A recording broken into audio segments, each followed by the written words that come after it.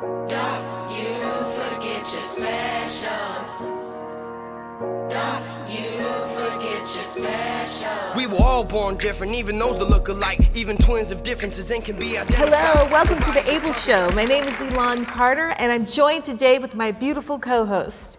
I'm Kendra Shoemaker. Clarinda Morales. Astrid Gamino. And do not forget DJ So we're gonna have the funniest person here today. He's an amazing actor. He's been in so many things. So our special guest is John Marshall Jones. Trying to be the best you can make it to. I swear it's all in your mental. All you gotta do is just know that you're special. Come on. Life will always test you, turn you to the best you. Don't know what you've been through, but I hope you Welcome, John. Oh, it's such a pleasure. Thank you. Thank you. Amazing outfit. Look at this. Yes, love the outfit. Oh, listen, I appreciate you. I have a stylist. Her name is Jackie Placido, and she makes sure to look at stuff before I walk out. Oh, that's great. Is she taking new clients? I'm sure she is. Well, you know, your work has been amazing, and you've been in some of my favorite shows. So, like Bosch, I love Bosch. You know, you were on The Smart Guy. I mean, he started on The Smart Guy. Your work is just phenomenal. So I would just like for you to just tell us how you got started. And you're still working. You're in the cut right now. Really in the cut. The show's actually called In the Cut. But you're in the cut. You know, it all kind of started when I was 5 years old. And my parents put me in the Passion play at church. And I played the dove. You played the dove at church? Yeah, I played the dove. I love that. And during the intermission, you know, the cow had to be two people, so you had to zip him up and unzip him because it got hot. And it was vacation Bible school, so it was summertime, and he was the cow. So they unzipped him, and at the end of intermission, they were trying to get him zipped back up, but the zipper wouldn't work. Now, when I was a kid, if television went off the air, they have a card come up that said, due to circumstances beyond our control, there will be a slight delay. And my sister taught me to read that. So they can't get the thing zipped up, the lights come on, the director's looking around, what do we do? And so I walked out on stage and I said, due to circumstances beyond our control, there will be a slight delay. And that is exactly what happened. The audience exploded. And of course, I didn't know why. I was 5 years old. But I knew what it felt like to get my first laugh. Right. And after I got that first laugh, I was good. And you got to thank your sister. And I got to thank my Because sister. she's responsible for that. That's hilarious. And your mother knew then. She's like, okay, this is what he's going to be doing. Yeah, well, that's kind of what I was doing around the house anyway. So You were making them laugh. So how did you, from 5 years old, get your first break? When did it start? How old were you when you actually said, okay, I'm going to pursue this and, you know, try to get a role? Because you literally have not stopped working. that part is true. I was about to drop out of college. I went to Northwestern University, and I just was not feeling the situation. And a young lady came up to me and said, hey, listen, we're going to be doing a black version of You're a Good Man, Charlie Brown, and I hear that you were an actor in high school. Can you just come out and audition? You don't actually have to do the show, but we need to show that we got enough talent to do it. And, you know, when you tell an actor, just show up and you don't have to worry about it. So I did. I showed up. It was a musical audition. I hadn't prepared anything because she told me not to. It wasn't my fault. So the guy says, well, what are you going to sing? And I was like, I don't know. He said, well, what he had over there was Evergreen by Barbra Streisand that I happened to have sang at the junior-senior dinner in high school. Wow. So I said, okay, I'll sing that. He probably didn't think you would sing a Barbra Streisand Yeah, song. no, probably not. So he starts playing the piano, and I don't know, something hits me. I run across the stage and jump on top of the piano and lay back and point my toe up in the air and sing the song. And then when it was over, I said, okay, we cool? And walked out. It was the 5-year-old moment. You did. It was actually. I had had that moment. I had that moment again. And when I walked out of there that day, I said, okay, that's what I want to do. Oh, awesome. And I guess I was about 17 at that time. And from that point, I never stopped working. Did you get the job? I did get the job. See, that works because you did How something. could you turn down that guy? Well, of course, because like he just walked in, he had like no fear. He just did what he wanted to do, and that just opened the doors. And you just loved that reaction, huh? And by the way, I played Schroeder, who was the piano player. Oh, that's so cute. And so I would sit with my legs crossed, and they had a little mini piano. And I would, So yeah, it was a lot of fun. Oh, wow. What's the number one role that you get recognized for? Because you've been in so many It's shows. definitely the dad on Smart Guy. Yeah. Margaret, how did you transition from theater into film? I started working with a group in Chicago called Second City Theater. Yeah. And Second City had a long lineage of people that had gone right from there to Saturday Night Live. Wow. And so the training that you got there, we often thought of it as getting your MFA in comedy.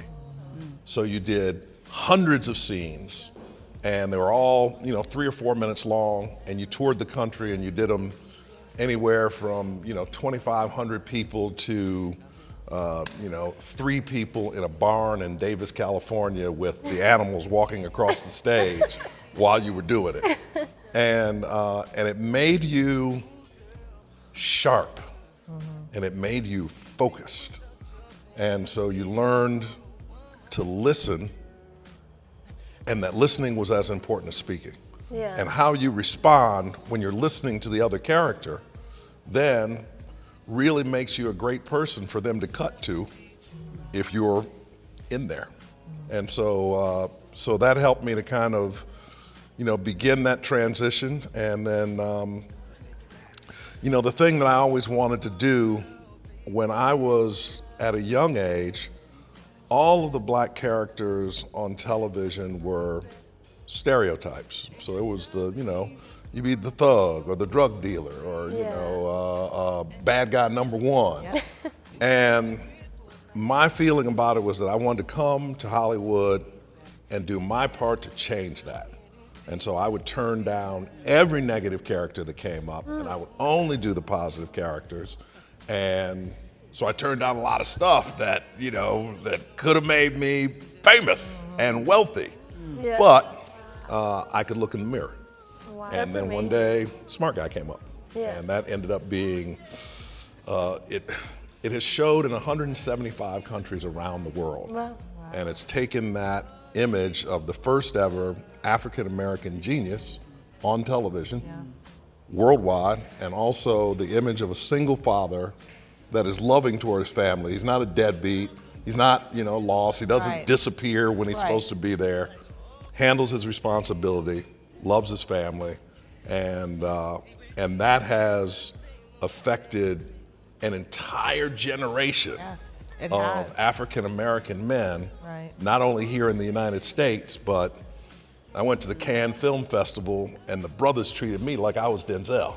Right, because Because- you got the positive image that so many black actors have been fighting for. I was fortunate enough that Suzanne DePass picked me. Oh. And listen, you don't see them, but there's 1,000 really talented actors that could do that role. Yes. Right there at any given time. And so the fact that I get chosen more times than not is really a blessing, and I'm very, very thankful. Oh, that's That is wonderful. amazing. Well, we definitely enjoy. We have so many other shows that we want to talk about because just the list kept going on. I'm like, which one do I ask? Well, that's for? what happens when you get old. But that's also a blessing. We're about to take a break, and we will be back in a few minutes. Stay tuned to The Ava Show.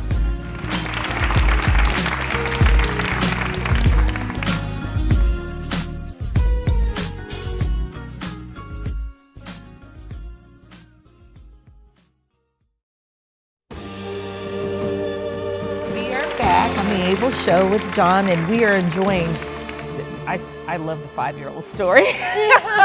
You know, you've worked with some really big names like Jennifer Aniston, Reese Witherspoon, I mean, a plethora of people. What was it like? Are there like certain actors that you haven't been able to work with that you hope to? No, I'm really happy with where I've landed and the projects that I've landed on. And what really seems to happen is wherever I'm supposed to be, that's where I end up being. Right. Yeah. Right. Hollywood has a way of making you feel as if you're not the most successful actor in the room, then you're a failure. And I've already dealt with that. Right. And so to me now, it's, are your bills paid? Is your family healthy? Am I healthy? Yeah. And if I have those three things going at any given time, then I give myself permission to be happy. That's great. That's amazing. So is there anyone, and this is kind of out of the box. You know, when you do a lot of scenes, especially as a male, and you have a love interest, there's a lot of chemistry. So has there been any kind of romantic thing that you can share? You don't have to mention names, but you know, over the years. Well, I mean, over the years, yes. But overall, you know, it's been just a really great experience. You have that moment and you have that chemistry. But, you know, if that's not where you're going, that's Right. not where you're going. Right, right. But it can be very intense Yeah. because the more that you're open to it, and if both people are open to it, then it's happening. It's for real. It's not acting. You're having an experience with somebody. And if that experience is emotional, sexual, whatever it is, it's the real deal. But we're also professionals. Right. And so we do have to, you know, keep it pro, walk away, get to the next job. Until you work with them again and you go, remember that experience we had? Yeah, Don't say nothing. no, that definitely happens. Yeah, Yes, you I've remember worked with that, you right? before. Don't say nothing. And you both get that look in your eye, you know? like, Yes. So going down memory lane, has there been a role that you really, really wanted and didn't get, and later it was revealed to you within yourself the reason why you didn't get it? Man, there have been multiple roles that I wanted and didn't get. And some that the audition was so amazing that I was certain that I had it. And those are the ones that I didn't get called back on at all. Yep. And then there were others that I walked away from, was like, oh man. That's how it goes, huh? I wanted to apologize. And then they called me up and said, hey, you got the role. Oh my God. And they know your work. And it probably was, you know, people know that it might not have been your best day, but they know that what you're capable of because you do have that track record. Well, And sometimes people they can't tell. Like you think you did bad and they have no yeah, idea. yeah, because you don't know what they're thinking. Yeah. on the other side of the Wait, table. with your experience, I don't see you doing bad at all. I just think you just may not have a good day that day. I will give you a perfect example. Okay. There was some show, you know, it was like back in the 90s, and it was a cop show, and the audition was for a sleazy lawyer. So I go in, and I look around the room at the guys auditioning, and this was the sleaziest looking group of guys I had ever been in any place with at any time. And I was like, they are not hiring me when these guys are here. So I went in and I did the whole, because it was written in sort of a cadence, and he was talking a lot, so I did the whole thing as Jesse Jackson. Just the whole thing. Welcome. I don't know why you wouldn't want to talk to me, but in turn, didn't get the role. But a month later, they called me and offered me another role. And I said, why? He said, because I remember you from the last one. Right. So being courageous enough to make memorable choices when you're in the room, even if it means that you know you're not going to get the role that time, it also means that they're not going to forget you. Right. Wow. Right. Good And advice. that's an important part. Right. Thank you so much for that answer. Yeah. Oh, absolutely. During COVID, I watched Bosch a lot. I really liked that show so much. That was one of my favorite shows, and I said, oh, he's been on Bosch, 9/11, everything, but that was one of my favorites. Boss, it was a great experience. You know, they were both, the two leads there were both really seasoned professional actors. And so when you came on the set, as long as you had your stuff together, they were ready to roll, which means that you're ready to roll, because they're Right. going to roll with you, because they're actors, they're not stars. Right. Yeah. And so we had a great time, and you know, I did 3 seasons of that, and you know, really, really appreciate it. Yeah. Starting from comedy and then ending, I mean, now you're doing sci-fi, and you know, what is that like? Do you just put your all in each genre, each role? Yeah, I think part of it too is that the business has a tendency of shifting, and so just as situation comedy, multicam comedy was peaking, they introduced this new thing of reality shows. Yep. And suddenly they could fill an hour for the cost that it used to be for half an hour, and the multicam comedies disappeared, and so you had to pivot. And I ended up doing another kids show, and you find out when you do television on Disney or Nickelodeon, when you come back to regular television, it's like you've been on Mars. Right? You got to start all over again. Nobody remembers anything you did. And so I said, okay, well, here's what we're going to do. I'm going to start over, and I will take one-day roles as long as they're on really good big series. And so I did a series of those, and the reels that we were using, you know, these have a demo reel, it'd be 3 to 5 minutes long. And then at some point it got cut down to like 90 seconds. And then at another point they wanted it to have 5 or 6 scenes. So you have 15 seconds for 6 scenes for 90 seconds. And so I just did a bunch of those and put 15 seconds of each of them in there, and it looked like I was doing tremendous work. So then I took that and went to a bigger agent and got better representation, and then everything kind of took off. That's great. So we're going to take a break. We will be back in a few minutes. More to come.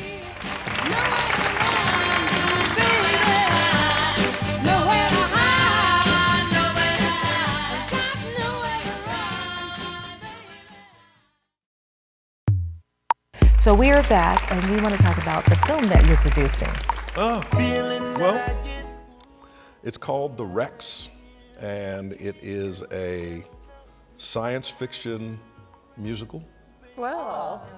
And the concept is very much like West Side Story, but it happens in the future in a environment where people are literally set off to be at odds with each other. Right. And you know, the younger sister of one of the gangs and younger brother of another gang fall in love. And of course, when they fall in love, that just drives everybody insane. Right. They got to destroy everything. But it's got some really terrific music. I have a Grammy Award-winning producer that's working with me on the music. And we're very, very excited about it. So is more of a drama, or does it have some comedy elements? Because It's so funny. It's mostly dramatic. Dramatic? It's mostly dramatic and a lot of action. The action style is kind of like John Wick. Oh, that'd be So great. it's very, Yeah. you know, choreographed, Yeah. heightened violence, not violence, Right. right? Right. So it's got a lot of it. It's very stylish. You know, one of the gangs, you know, has these all leather outfits. And, It's I always Like what like you're those. wearing. Like I like those films that if it's sci-fi, it's like something that could be like realistic. How is that like with musical tied into it? Well, here's the thing. Musicals are always about the moment in which you have a feeling that's so intense it can't be expressed in words, and so you burst out into song. Yeah. Mostly in the musicals that we see, it's, you know, longing for love, or, you know, it's happiness, or, you know, something that makes you want to dance. Right. But in this world, it's more like, the urban jungle of today. So people are enraged at the situation they're in. Yep. And when they come out to perform, it's to get their rage out. Yeah. The young men are constantly at a state of wanting to prove their masculinity against somebody, and the only people that they have to prove it against are those guys over there. Right. So if those guys are over there, they have to go over there. Yeah. So that they can do it. They can't wait for them to come to them. Yeah. So they're constantly antagonizing each other. And the powers that be understand this, and that's how they keep control of the situation, is by keeping everybody at each other's throats. Yeah. Wow. How has your experience performing in musicals and plays yourself helped write in your writing?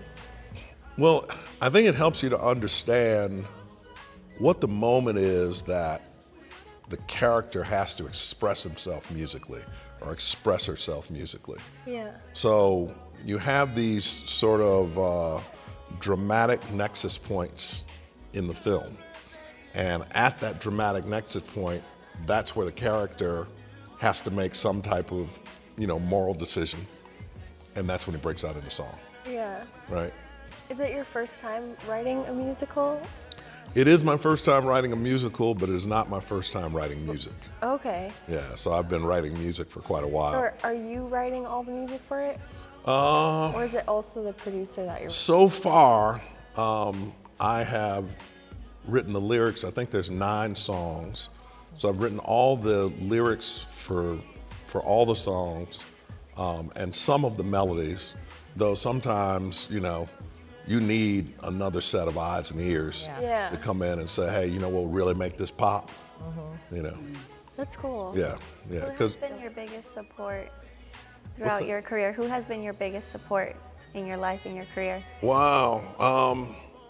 I would have to say probably my sister, because She was responsible now. yeah, she's the one that got me Thought you were started to say. and came to all of my theater stuff around the country and kept all my posters and She wants that title still. Yeah, That's why. yeah, She wants you well- to keep that. She's like, don't forget me. I started this. yeah, now." no, she definitely teach you that. definitely started it. So how soon? I mean, you guys are still working on the film. So when can we expect to see it?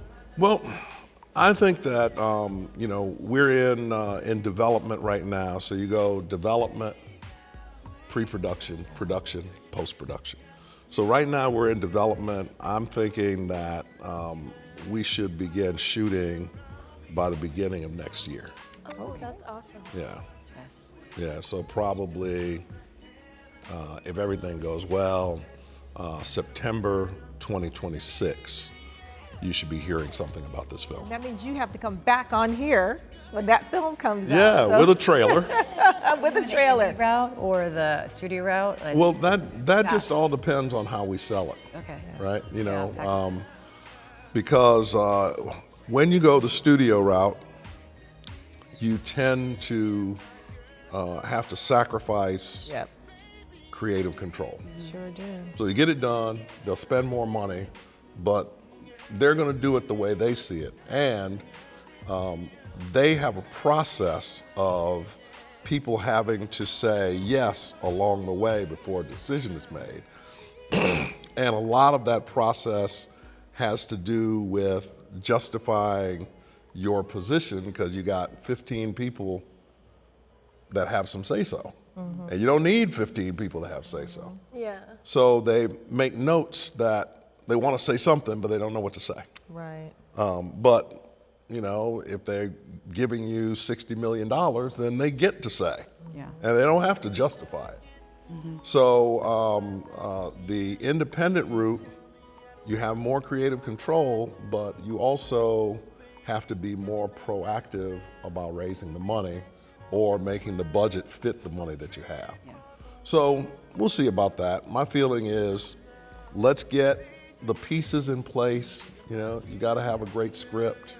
You've got to have great music. And when you got a great script and you got great music, now you have a musical. And you go about whatever that process is of how you want to present it. Do you want to shoot this 60% AI, right? So that all of your second unit and long shots and atmosphere shots are all done on the computer, and then you match the live shots to what's already been created there. It's one way to go about it. Another way to go about it is to go all live action, get the sets, build them, and that's $100 million. That's crazy. Now you have a different kind of partner that you need to have to go along with that. Yeah. And so, I'm open, and we'll see. I know it's a great project. Right. Well, that's And so Exciting. Well, we'll you let have them enough bid on it. experience to know that. Yeah, we'll let them bid Yeah. on something that they're going to see is great. Yep. Yeah, that's amazing. Well, it's been a pleasure. We love having you on. I mean, we got to get so much information. You're actually teaching everyone about, your background and how you got started. But it's just really interesting because it's your sister. You got to bring sister on. Yeah, well. You got to put your sister, at least give her a cameo in the movie, Yeah, right? well, listen, she's here right now in spirit. Oh, okay. She's here in spirit, so she's with you. She's so, with me. do you have any Instagram handles or any social media platforms that we can look out for? You can come over to IG at John Marshall Jones. I also work with Kappa Alpha Psi fraternity and their mentorship program. It's called Wright. It was founded in 1922, and it's the oldest and most successful African-American male-led mentorship program in U.S. history. Wow. So we mentor 10,000 young men every year. We've got over 200 chapters in cities around the country. And if there's anybody who is watching this show right now and you have a young man that is in need of guidance or mentorship, that's what we're here for. Please come to the website, kappaalphapsi.com, and look up Kappa League, and we will be more than happy to bring that young man from where he is to where he needs to be. That's amazing. Well, that's amazing. Thank you, Great. John. This has been such a pleasure. Oh, you're welcome. So nice to meet you. And thank you guys for watching. There's more to come on The Evening Show.